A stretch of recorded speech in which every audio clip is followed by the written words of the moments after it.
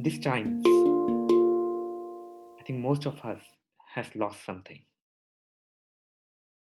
Some has lost their loved ones, some has lost their businesses, and some has lost the lifestyles they have been used to. And many of us has lost all of them. Me too. And one thing which really hurted the most was the death of the loved ones. They were so lively, cheerful, full of life. I could not contemplate why. And with that started the contemplation on letting go in these times of disruption. Then what does the disruption disrupts? I believe our life, a life which we so carefully plan from the childhood, trying to choose the fields, the subjects, the education where we have the highest chances of getting a good job, with the potential through that to explore the good partners, and then, if desired, to raise our kids well. The life where we like to enjoy the pleasures, we would like to earn enough so that we can, for example, once in a while afford a vacation in Disneyland. The life grows on us. We don't want only to live healthy and happy, but also long. The Google's endeavor to tackle aging is also a societal reflection of our desires to live. In fact, in the modern world, we spend most of the time exploring the question, what is life? Through contemplations, through experimentation in various disciplines like physics, chemistry, biology, neurosciences, philosophy, etc. It is all about life. However, it was not always the case. In some of the earlier societies, the question was very different. The question was, what is death? Life was all around them, and it was a death that permeated life.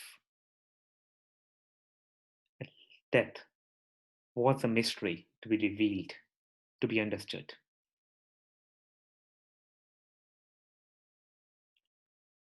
Death that is inbuilt in the universe. The only difference is the time frames.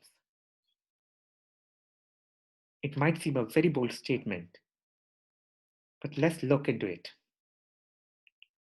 Let's zoom out. Let's zoom out to stars, to sun. The sun, which is a constant source of illumination, of love, of warmth, of light and nourishment, makes it happen through the fusion of hydrogen molecules into helium. However, there are also a limited amount of hydrogen molecules in that star, which means at some point, sun will also die away. In fact, we know the sun, which was formed 4.5 billion years ago, has another 4.5 billion years to go. And it's not only the sun. In fact, it's the destiny of every star, which ends with a supernova explosion. They all die. The cosmos, which we find stable, is a continuous process of birthing, expanding, and dying. And if we come back to the earth, even in this earth, almost every 100 million years, we have a mass extinction. The last mass extinction happened around 65 million years ago, where dinosaurs became extinct, and apparently through an asteroid colliding with Earth. The plants, the animals, the earth, the sun, the stars all die. Toni Morrison captured it very beautifully. We die. Maybe that's the meaning of life.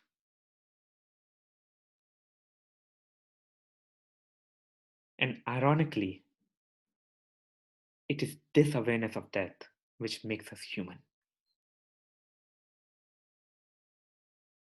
That existed in universe for a long time. However, we are the only species with a self-reflective consciousness that we are going to die. Imagine how difficult it is for us. We know that we are living in a transitory body. We know we are dying every day. And every day we have to go through a paradox of creating something through a dying body, which can be overwhelming at times, which can lead to frustration, and which can lead to a lot of fear. And how do we manage it? Either through outright denial to putting the subject under the carpet, which the modern society is very well good in hiding, or through our desire to hold on till the time we cannot let go. Letting go is not just a word, it is an existential effort which humanity has to go through.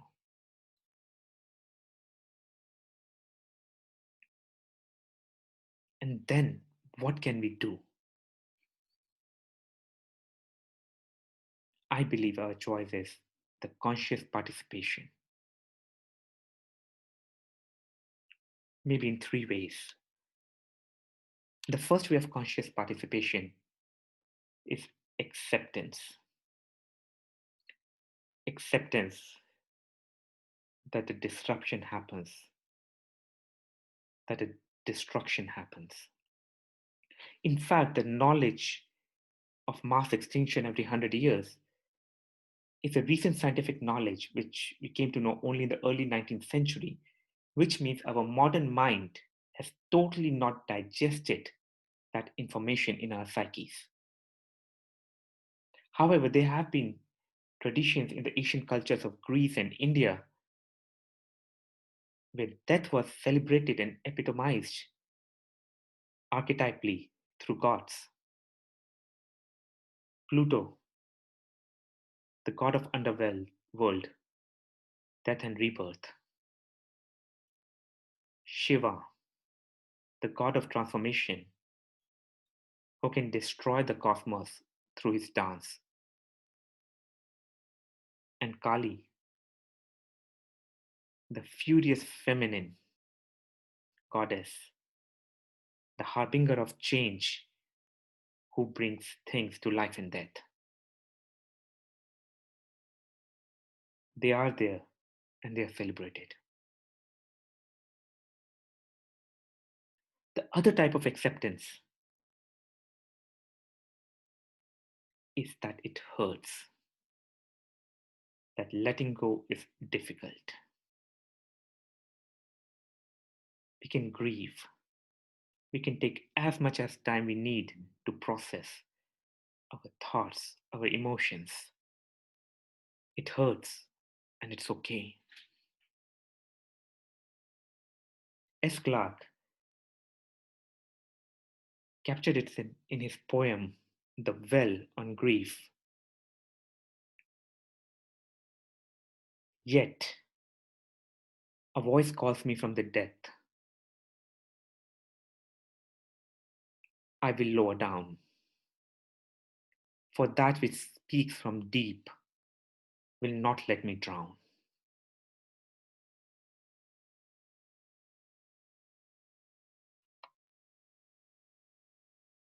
The second level of conscious participation, in fact, second type of conscious participation, is willful destruction. destroying something which is not serving us, our own thoughts, beliefs, patterns, projects, which has gone past beyond their expiry date. Let go. If we can just let go willfully, we kill them before they kill us. And why don't we do that? It's not only because letting go is difficult, it is, but also sometimes we find pleasure in the pain which the holding on gives us. Stephen King said, letting go is hard.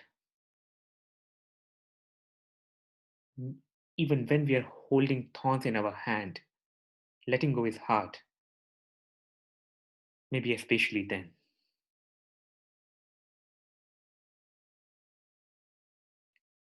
Another way of willful participation is exteriorization of that participation, breaking the structures in the society which again no longer serve us. If we look in our 21st century world, we have the structures of patriarchy, deep seated individuality, discriminations,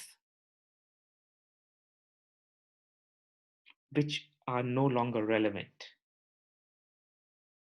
And we can willfully participate to destroy them.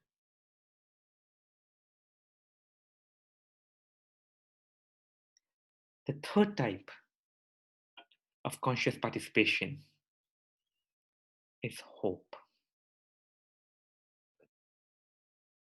Hope, even if we don't know what's going to happen.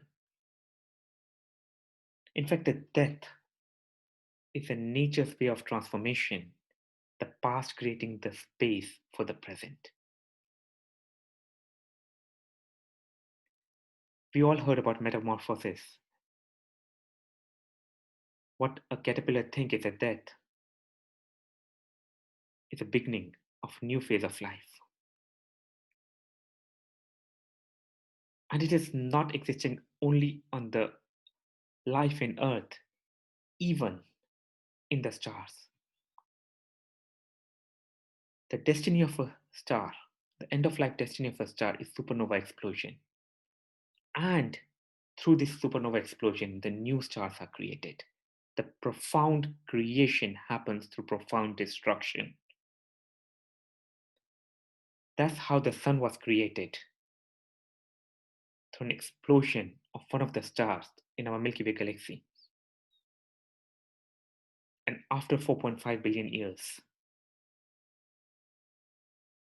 when the sun will explode, it will create new stars. And we don't know what and in what form as of yet.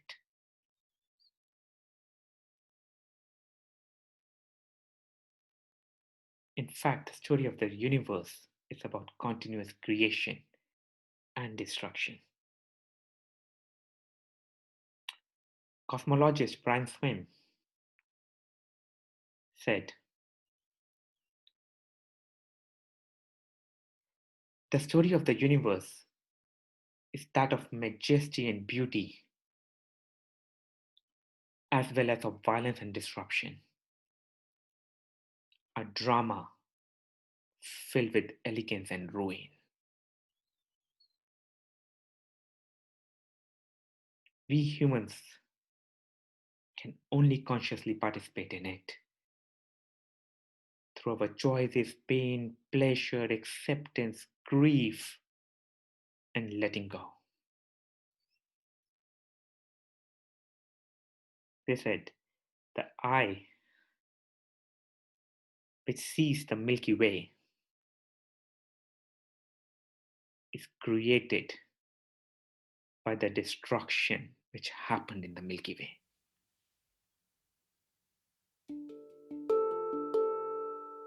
We have been created to live our times. Thank you.